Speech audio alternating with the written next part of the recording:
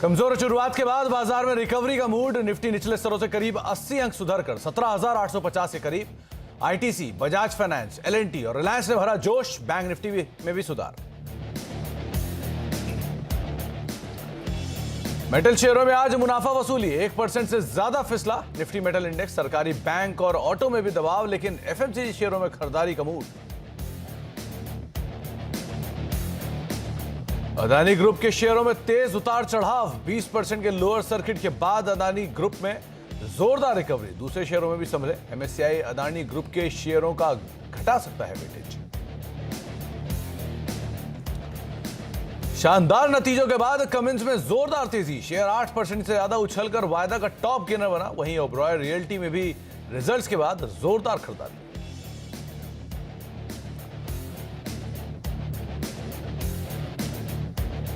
Nifty में हिंडाल्को के आ जाएंगे नतीजे। 63% घट सकता है मुनाफा। वहीं औरबिंदो फार्मा, एचएएल, एचपीसीएल समेत वायदा की 9 कंपनियां आज पेश करेंगी तिमाही नतीजे।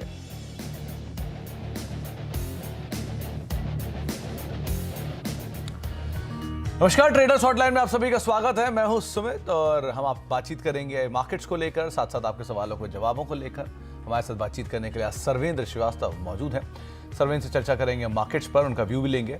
लेकिन उससे पहले अगर आपका भी कोई सवाल है तो आप हमारे साथ जुड़ सकते हैं। 7045220000 ये हमारा व्हाट्सएप नंबर है, जिसके जरिए आप इस कार्यक्रम का हिस्सा बन सकते हैं। या फिर आस्क आवाज कैश, आस्क आवाज F&O, ये हैशटैग्स का इस्तेमाल करके भी आप इस कार्यक्रम का हिस्सा बन सकते हैं। सर्वेंद्र नमस्कार, स्वागत है कार्यक्रम में। वॉलेटाइल सेशन देखने को मिल रहा है मार्केट्स में। लोअर लेवल से अच्छी रिकवरी भी है, वीकली एक्सपायरी का दिन भी है। क्या लग रहा है मार्केट्स कैसे ट्रेड करना चाहिए? 17,850 के ऊपर सो फार तो हम ट्रेड कर रहे हैं। बहुत बहुत नमस्कार सुमित जी। जस्ट आपका शो का ही डाल रहा था ट्वीट। देखिए यहाँ पे थॉट यही है, जो हम पीछे भी हम मिले ट्यूसडे को और मंडे को, तो हमने यही बोला कि भाई देखिए जो क्लियर सेटअप है वो बैंक निफ्टी में ज्यादा क्लियर है। 41,800 42,000 के ऊपर जा नहीं पा रहा है और नीचे बार बार आ रहा है। तो जिनको वो मौके मिल रहे हैं हर बार वो 400-500 पॉइंट ट्रेड करने के लिए, वो आराम से करते रहिए। जैसे कि अभी आप लोग इसके पहले वाले शो में डिस्कस कर रहे थे कि लेवल टू लेवल मार्केट है, 400-500 पॉइंट आ जाते हैं। अगर आप सही जगह पे 41,800 42,000 के बाद बैंक निफ्टी बेचते हैं तो हर बार 300-400-500 पॉइंट कमाने मिल रहा है। करते रहिए, जब तक वो दुकान चल रही है तब तक चलाइए। अच्छा है, रेंज बाउंड मार्केट है अगर, तो हमेशा ट्रेडिंग के ज्यादा मौके रहते हैं, तो कोई प्रॉब्लम नहीं है। बैंक निफ्टी में ज्यादा क्लियर सेटअप से, जैसे मैंने बोला, और यही व्यू लेके चलूंगा कि बैंक निफ्टी जब तक 41,800 42,000 के ऊपर स्पॉट में टिकता नहीं है, बार बार नीचे के दायरों की तरफ आता रहेगा। और हमारे टारगेट तो 40-300 तक के भी हैं, बट उनमें तो टाइम लगेगा। बट जिनको ट्रेडिंग के मौके मिल रहे हैं वो ट्रेडिंग करते रहे। निफ्टी बहरहाल जो है वो एक रेंज में फंसा हुआ है और बहुत ज्यादा कुछ नहीं कर पा रहा है। 17,700, 17,900, 950 यही रेंज है। तो अब इतनी टाइट रेंज किसी को ट्रेड करनी है तो करे, बट मैं कहता हूं कि थोड़ा सा निफ्टी ना करें और बैंक निफ्टी पे ध्यान रख लें इस समय फिलहाल। तो बैंक निफ्टी पे ध्यान दें, निफ्टी ना ट्रेड करें, ये आपको सर्वेंद्र राय दे रहे हैं। और बैंक निफ्टी का जो सेटअप है वो उनको क्लियर दिखाई पड़ रहा है, तो उसके हिसाब से आप काम कर सकते हैं। बातचीत करते हैं हमारे दर्शकों से। पहले दर्शक हमारे साथ मौजूद हैं, पुष्कर सक्सेना है पटना से बातचीत करने के लिए। सक्सेना साहब नमस्कार, सवाल पूछिए। नमस्ते महोदय। नमस्कार। मेरे पास जुबिलेंट फूड वर्क्स के 21 शेयर हैं। ओके। 421 रुपए की दर से। ओके। मैं इसे आगे रोक करके रखना चाहता हूं ताकि भविष्य में मल्टी बैगर बना सकूं। कृपया इस पर अपने विचार मुझे संप्रेषित करें, बहुत मेहरबानी होगी। ये इसके बारे में आपने पहले कभी कुछ पढ़ा हुआ है जुबिलेंट फूड के बारे में? यस। ओके। तो एक इंटरेस्टिंग फैक्ट ये आपको मैं बताता हूँ कि 2010 में इसकी लिस्टिंग हुई थी और पिछले 13 साल में इससे ज़्यादा रिटर्न देने वाला आईपीओ अब तक कोई नहीं आया। एटलीस्ट ना डी मार्ट ना IRCTC। तो ये अगर आपके एडजस्टेड दाम देखूं मैं तो इसका एडजस्टेड कहीं भाव था 85 रुपये, जो आज आपके सामने रफली 453 रुपये की रेंज में काम काज कर रहा है। तो जबकि शेयर आधा हो चुका है वहाँ से। फिर भी मैं जरूर सर्वेंद्र की राय लूंगा। सर्वेंद्र, जुबिलेंट फूड 453 अभी तो मुनाफे में है, 31-32 रुपये पर शेयर के। लेकिन ये इन्होंने जो शब्द यूज़ किया मल्टी बैगर, उसकी तर्ज पे मैंने इनको ये बात पूछी कि इतनी बड़ी तेज़ी ऑलरेडी दिखा चुका है, तो इसके बाद अब यहाँ क्या मल्टी बैगर का पोटेंशियल है इसमें? देखिए मल्टी बैगर तो जो भी चीज एटलीस्ट 2x और मोर हो जाए तो उसको आप मल्टी बैगर बोलेंगे। ओवरऑल देखिए जो इसने अभी ऊपर के इसके जो स्तर रहे 800 850 के आसपास से जहां से फिसला है, तो आई थिंक वो एरियाज को तो चैलेंज कर सकता है। जहां से मेजर सेलिंग आई है वो 800 का भाव था, हाई तो उसके ऊपर के उसने रखे हुए हैं 900 के ऊपर के। बट जहां से इसका डिक्लाइन शुरू हुआ वो तकरीबन 800 का लेवल था। आई थिंक अगर इनके पास टाइम है और 12 to 18 month plus kind of horizon से यहाँ पे रहते हैं, तो देखिए एक मल्टी क्वार्टर करेक्शन तो यहाँ पे ऐसा मुझे लग रहा है कि टाइम वाइज जो होना था वो पूरा हो गया। स्टॉक जैसे आपने बोला मोटा मोटी आधा हो गया है। तो जो भी स्टॉक्स एक अच्छे बुल मार्केट में एक 50% करेक्शन ऊपर से 50% कर लेते हैं, तो उनमें ज्यादा तो फिर ऐसी राय नहीं रहेगी कि अनलेस अंटिल कंपनी में बहुत कुछ गड़बड़ा जाए, जो कि अभी फिलहाल लगता नहीं है। तो आई थिंक द करेक्शन मोर और less long term correction is done. अब 20-30 रुपए यहाँ से और ऊपर नीचे कर सकता है, वो दैट्स एनीबॉडीज गेस। बट इनके दायरे के हिसाब से आई थिंक ट्रेड में बने रहना चाहिए, और व्हाई नॉट 800 साढ़े 800 के लेवल्स तो एक बार definitely in the near future 12-18 महीने से मैं बोला, वो अगर आप टाइम फ्रेम देंगे तो डेफिनेटली पोटेंशियल है कि उन लेवल्स को चैलेंज करने की ये कोशिश करेगा। तो यस 2x मल्टीबैगर तो इनका हो जाएगा। उसके बाद और कितना होता है फिर वो वहां से उसको उस समय दोबारा राय ले लें और वहां से देखेंगे कि क्या सेटअप्स बनाए हैं, तो फिर राय और देंगे। बट 2x का पोटेंशियल है, टाइम इनको लॉन्ग टर्म का देना पड़ेगा। आप समय दीजिए जो आप दे भी रहे हैं सक्सेना साहब, और बढ़िया सरविंद मान रहे हैं कि शायद 800 रुपए के ऊपर के टारगेट्स भी यहाँ खुलते हुए दिखाई पड़ सकते हैं। नरेंद्र कुमार गुप्ता सवाई माधोपुर से हमारे साथ मौजूद है। गुप्ता साहब नमस्कार, सवाल पूछिए। नमस्कार साहब, मेरे पास 12,500 शेयर है 15 रुपए भाव के यस बैंक के। इतनी बड़ी क्वांटिटी लेने की कोई खास वजह गुप्ता साहब? नहीं, खास वजह तो क्या है, ले लिए। अच्छा, सरविंद 12,500 शेयर यस बैंक के हैं 15 रुपए के दाम पर, रफली 17 रुपए के आसपास ये शेयर अभी कामकाज कर रहा है, तो 2 रुपए पर शेयर का मुनाफा है। क्या करना चाहिए इन्हें? आई थिंक देखिए ट्रेड में बने रहे हैं फिलहाल तो। और एक डिस्क्लेमर सबको दे ही दूं यहाँ पे शो में कि भाई ये हम जहाँ पे ब्रॉड ओपिनियंस देते हैं, तो डेफिनेटली आप अपने सलाहकार को जरूर पूछें कोई भी इस पे ट्रेड लेने से पहले।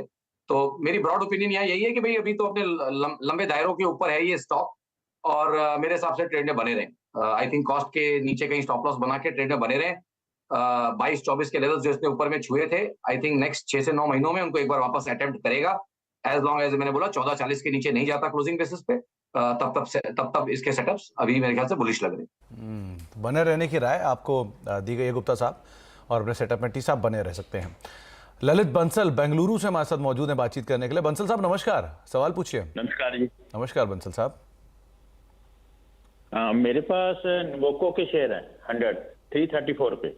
ओके, और कितना समय इसको आप और दे सकते हैं अभी? हेलो जी, कितना समय और देंगे बंसल साहब इसे आप इस ट्रेड को? मैं 1 साल और रख सकता हूँ। 1 साल लग सकते हैं। तो सर्वेंद्र जी, ये स्टॉक हायर लेवल से तो बहुत टूटा है, और जहां इन्होंने खरीदारी की है वो बिल्कुल बॉटम के पास ही था।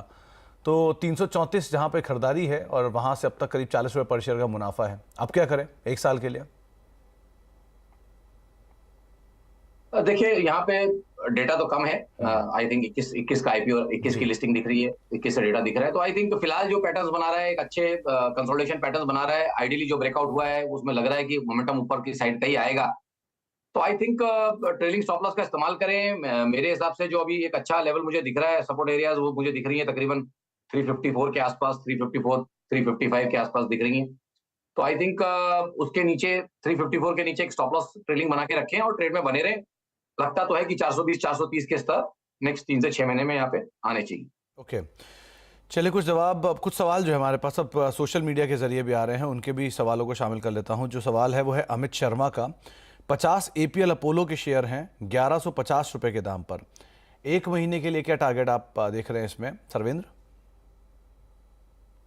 देखिए बड़ा मुश्किल का 1 महीने का जब काम देते थे तो बड़ा मुश्किल हो जाता है। देखिए शॉर्ट टर्म ट्रेंड तो ऊपर ही है।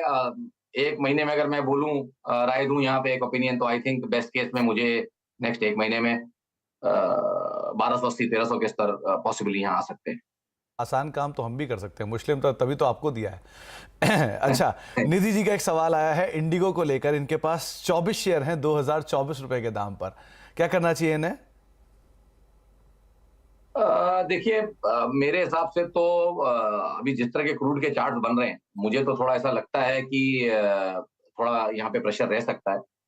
तो मेरे हिसाब से ऊपर में इमीडिएटली जो मुझे इस मोमेंटम में लग रहे हैं टारगेट्स तकरीबन 2100-2130 के, आई थिंक वहां तक अगर जाए और थोड़ा मुनाफा बांधना चाहे तो मेरे हिसाब से बांधना चाहिए। क्योंकि ओवरऑल मुझे लगता है WTI क्रूड की एक अपसाइड बाकी है, जहां पे WTI क्रूड वापस 9800 के लेवल्स नेक्स्ट 3 से 6 महीने में छू सकता है। तो मेरे हिसाब से थोड़ा प्रेशर यहाँ पे रहेगा इन फ्यूचर। आशीष रोहिल्ला साहब का सवाल है। इनके पास 55 रुपए के दाम पे इजी ट्रिप प्लानर्स के 5000 शेयर हैं। इन्होंने लिखा है कि ये और शेयर खरीदना चाहते हैं 5000, तो कहां खरीदें? इजी ट्रिप की तो सुमित जी लगता है हैट्रिक, क्या मतलब हैट्रिक से ज्यादा ही हो गई हमारे शो पे। देखिए थॉट वही रहेंगे कि ये देखिए इसमें आपको टाइम देना पड़ेगा। ये कोई ट्रेडिंग स्टॉक नहीं है मेरे एंगल से। मेरा ओपिनियन यही है कि इसे ट्रेडिंग स्टॉक नहीं है। आप डेफिनेटली अपना इस पे कॉल लीजिए, बट थॉट यही है कि देखिए 100, 80 और 100 के टारगेट्स यहाँ पे अगर आप इसको टाइम देते हैं तो डेफिनेटली आ सकते हैं। और अगर आप वो ट्रेड ले रहे हैं तो डेफिनेटली आप या तो आप एक 44 के, एक तो आइडल जो स्टॉप लॉस आ रहा है वो तकरीबन 44 के आसपास आ रहा है। आप थोड़ा कंजर्वेटिव रहना चाहते हैं तो लंबे एवरेजेस उसके 200 डे एवरेजेस है वो 40 के आसपास आ रहे हैं। तो you can pick and choose, but या तो 44 के नीचे एक स्टॉप लॉस रख लें, और अगर आप थोड़ा सा ज्यादा टाइम देना चाहते हैं और आपके पास रिस्क एपेटाइट ज्यादा है तो एक 40 के नीचे एक स्टॉप लॉस रखें, ट्रेड में बने रहें। अच्छा रिस्क रिवॉर्ड है, 10 रुपए का स्टॉप लॉस है मोटा मोटी। अगर आप 40 के नीचे भी लगाते हैं और टारगेट्स यहाँ पे 80 से 100 के आ रहे हैं तो डेफिनेटली मेरे हिसाब से ट्रेड में बने रहना चाहिए। सनी साहब का सवाल है। इनके पास आरईसी के 620 शेयर हैं 121 रुपए के दाम पर, क्या करना चाहिए? देखिए अब इनका दायरा क्या है, इनकी अवधि क्या है, मतलब what is the time frame, अगर पता चले तो। इन्होंने 2 हफ्ते का टाइम मांगा है। नहीं सुमित जी आपकी आवाज नहीं आई सर। 2 हफ्ते, 2 वीक्स। अरे 2 हफ्ते में तो देखिए सर मोमेंटम गिर रहा है, मोमेंटम ही नेगेटिव हो रहा है और आज गैप डाउन हुआ है, तो 2 हफ्ते का व्यू लेंगे तो रुझान ये रहेगा कि भाई निकल जाए, क्योंकि अगले 2 हफ्ते तक तो यहाँ पे ऐसा लगता है कि गिरावट बनी रहेगी। 106, 108 के स्तर भी यहाँ नीचे में आ सकते हैं। तो आज ये एक्स डिविडेंड है जिसकी वजह से आप गिरावट देख रहे हैं 3-3.5 रुपए के आसपास की। एक अभिषेक अग्रवाल साहब का सवाल है, ये अदानी पावर लेना चाहते हैं, पूछ रहे हैं कहां खरीदारी करें? देखिए इस स्टॉक का प्रॉब्लम यही है कि सर्किट टू सर्किट ही चल रहा है लास्ट 10 दिन से। मेरे हिसाब से तो अभी मैं यहाँ पास करना चाहूंगा, यहाँ पे व्यू नहीं लेना चाहूंगा। ओके चलिए आगे भी सर्वेंद्र हम आपसे बातचीत करेंगे, लेकिन हमारे साथ अब संवर्धना मदरसन के नंबर से बातचीत करने के लिए कंपनी की मैनेजमेंट यानी कि COO पंकज मित्तल और CFO कुणाल मनाली सर दोनों मौजूद भी हैं। तो पहले कुछ नंबर्स को लेकर बातचीत कर लेते हैं। नंबर्स बहुत ही रोबस्ट देखने को मिले। तो पहले पंकज सर, बढ़िया अर्निंग्स आई है इस क्वार्टर के अंदर, खासतौर से रेवेन्यू फ्रंट पे 20,000 करोड़ का आंकड़ा पार किया है, रिकॉर्ड नंबर्स यहाँ पर देखने को मिले हैं। तो जो अच्छे नंबर्स है इसमें एक चीज़ जो मैंने ऑब्जर्व की है कि चाइनीज़ कॉन्ट्रीब्यूशन ऑलमोस्ट नेगेटिव था, या वहाँ पर इतना कोई खास कंट्रीब्यूशन नहीं है, लेकिन यूरोपियन बिजनेस बहुत अच्छा करके किया है। तो क्या की हाईलाइट थे सर, कितना कंसर्न है वहाँ पर? देखिए ये क्वार्टर रिफ्लेक्ट करता है कि कंपनी में सब लोगों ने मिलकर कितनी मेहनत करी और जो बेसिक स्ट्रेंथ है कंपनी की उसको रिफ्लेक्ट करता है, और ये कि कस्टमर्स की हमारे साथ क्या ट्रस्ट है, साझेदारी है, जिसके तहत जो भी परेशानियां आई, जो भी मुश्किलें आई, उनको लोगों ने दूर किया। और उसी के बाद ये आंकड़े हम सबके सामने आए कि पहली बार 20,000 करोड़ पार किया और EBITDA मार्जिन 1,684 करोड़ पे अच्छा मार्जिन है। कंपनी इम्प्रूवमेंट्स और करने की कोशिश करती रहेगी, हमेशा जैसे करती रहती है। हमें लगता है कि आगे का आउटलुक भी अच्छा रहना चाहिए, क्योंकि यूरोप के अंदर में जो ग्रोथ आई है वहाँ पर अभी भी कारों की डिमांड काफ़ी अच्छी है। चाइना के अंदर में थोड़ी कमी आई, कोविड की वजह से काफ़ी डिसरप्शन भी हुए, लेकिन आने वाले समय में अभी भी मार्केट जो है ओवरऑल, अगर हम नंबर देखें वर्ल्ड मार्केट का भी, तो गाड़ियां करीब 21.5 मिलियन बनी है इस क्वार्टर के अंदर में। तो आने वाले समय के अंदर में इनकी तादाद बढ़नी चाहिए। Kunal sir, margins last quarter के अंदर हमने देखा था कि इनपुट कॉस्ट का इफेक्ट था जिसकी वजह से मार्जिन्स हिट हुए थे। इस बार इनपुट कॉस्ट भी नीचे आ चुकी है, तो क्या मार्जिन्स को एक रिस्पाइट मिला है, सिचुएशन बेटर हुई है, या पूरा भी बेनिफिट नहीं आया है?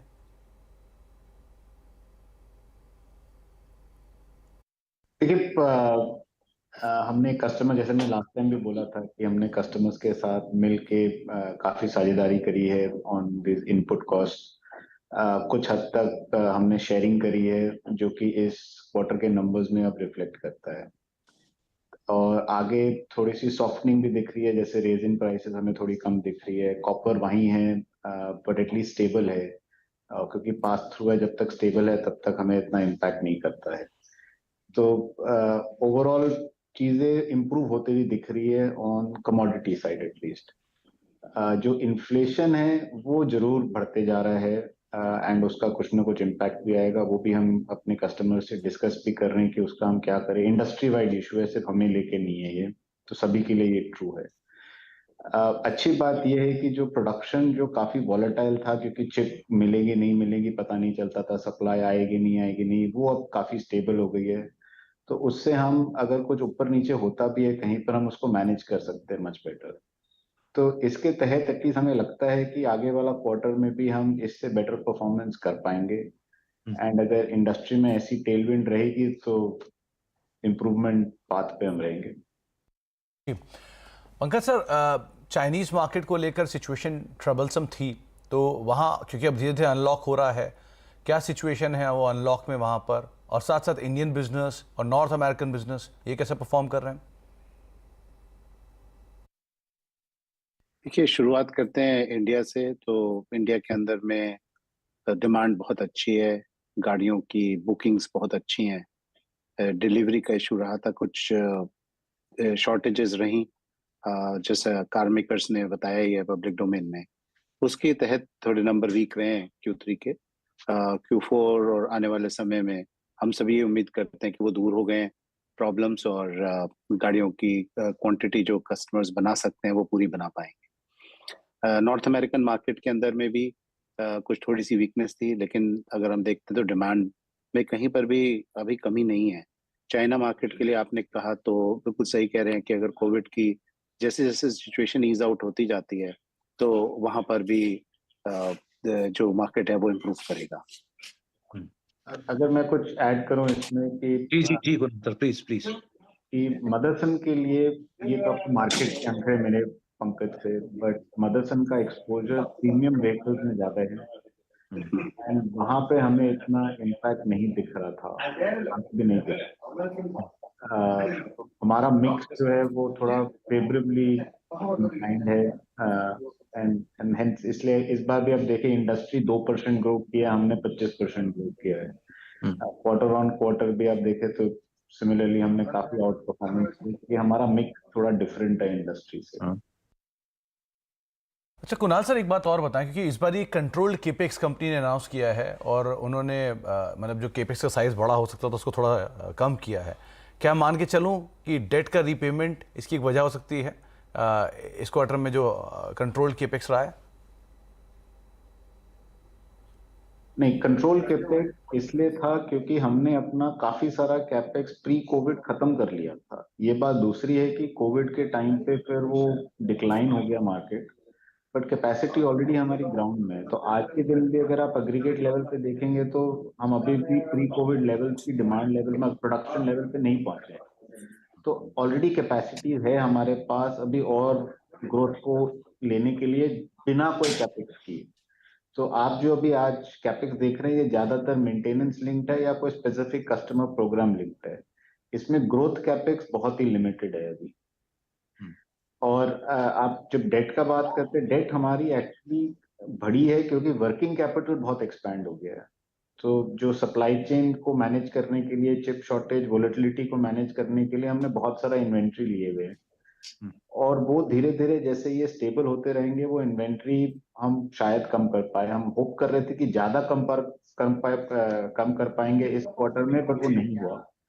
होप है स्टिल कि अगले क्वार्टर में हम कर देंगे काफी हद तक एंड उससे ऑटोमेटिकली डीलेवरेज हो जाएगा। और साथ ही साथ क्योंकि परफॉर्मेंस भी इंप्रूव हो रही है, कैपेक्स लिमिटेड है, तो वो कैश फ्लो से भी ऑटोमेटिकली डिलीवर हो जाएगी। अब ये बात मैं नहीं मानता कि ये कभी जीरो नहीं हो सकता टेक्निकली जीरो हो जाएगा, बट ऑब्वियसली आप ये भी जानते हैं कि हम काफी M&A देखते रहते हैं। तो ऑब्वियसली अगर M&A कुछ होएगा देन डेट वापस आ जाएगी, बट इसी से ग्रोथ आएगी फिर। बहुत बहुत शुक्रिया कुणाल सर हमारे साथ मौजूद रहने के लिए। पंकज सर आपका बहुत बहुत शुक्रिया हमारे साथ बने रहने के लिए, नंबर से बातचीत करने के लिए और डिटेल में चर्चा करने के लिए, खासतौर से दोनों आंकड़ों को लेकर। सर्वेंद्र, संवर्धना मदरसन 80 रुपये के आसपास ये स्टॉक अभी कामकाज कर रहा है, नंबर्स अच्छे दिखाए थे कंपनी ने, तो रिएक्शन तो हरे निशान था शुरुआत में, लेकिन बाद में ऊपरी से ज़रूर बिकवाली आई है। फ्लैट है बिल्कुल अभी ये शेयर। क्या करना चाहिए? एक व्यूअर का भी सवाल था तो इसलिए भी मैं उस पर राय ले रहा हूँ। क्या करना चाहिए संवर्धना मदरसन पे? देखिए लॉन्ग टर्म स्ट्रक्चर में जो डैमेज था उसका रिपेयर प्रोसेस चल रहा है और कहीं बाजार में ये कहीं स्टेबलाइज होने की कोशिश कर रहा है और लास्ट 2 दिन से अपने लॉन्ग टर्म एवरेज को अटेम्प्ट कर रहा है बट डिसाइसिवली क्लोज नहीं कर पा रहा है। कल थोड़ा सा मार्जिनल क्लोज उसके ऊपर था बट आज भी उधर ही है। तो इसीलिए आई थिंक जो आप बोल रहे हैं ना कि आज थोड़ा सा ऊपर से सेलिंग आ गई, पॉसिबली मे बी जो लास्ट जो लोग होंगे जो 200 डे के आसपास थोड़ी जो हमेशा सेलिंग रहती है, आई थिंक वो कहीं हो रही है और जब वो एब्जॉर्ब होके इसके ऊपर डिसाइसिवली बंद आ जाएगा एंड नाउ लेट्स से कि ये जो लास्ट 2 दिन की हाईएस्ट रेंज रही है जो आज जिसने गैप अप से ओपन किया था वो लेवल है तकरीबन 81.95, 82 के ऊपर जब ये डिसाइसिवली बंद करना शुरू कर देगा तो इसका लॉन्ग टर्म ट्रेंड स्ट्रक्चर भी धीमे धीमे इंप्रूव करना शुरू कर देगा क्योंकि अपने लॉन्ग टर्म दायरों को रिगेन कर लेगा।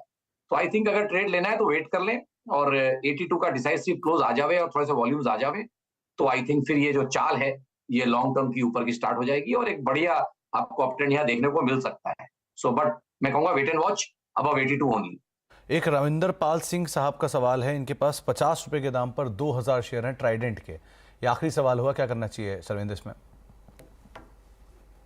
नहीं देखिए ये स्टॉक में तो बहुत यहाँ पे मुझे लगता है कि बहुत कोई एग्रेसिव कोई कॉल लेना अभी इस समय मुश्किल है बट आई थिंक करेक्शंस यहाँ पूरे हो गए, मल्टी क्वार्टर करेक्शंस पूरे हो गए तो मेरे हिसाब से ट्रेड में जो है बने रहे। क्लियर कट कोई रिवर्सल या कोई स्ट्रक्चर नहीं बने हैं अभी तक बट ये दिख रहा है कि पिसा हुआ एक पिसते पिसते धीमे धीमे 40 से 32 तक आया है और एक मल्टी मंथ करेक्शन ऐसा लग रहा है फिलहाल कि पूरा हो रहा है बट उसके क्लियर सिग्नेचर्स नहीं बने हैं। तो ट्रेड में बने रहे और एक 10-15 दिन में चाहिए तो दोबारा इस पर राय जरूर लें बट फिलहाल I think worst possibly over होने के सेटअप यहाँ बन रहे।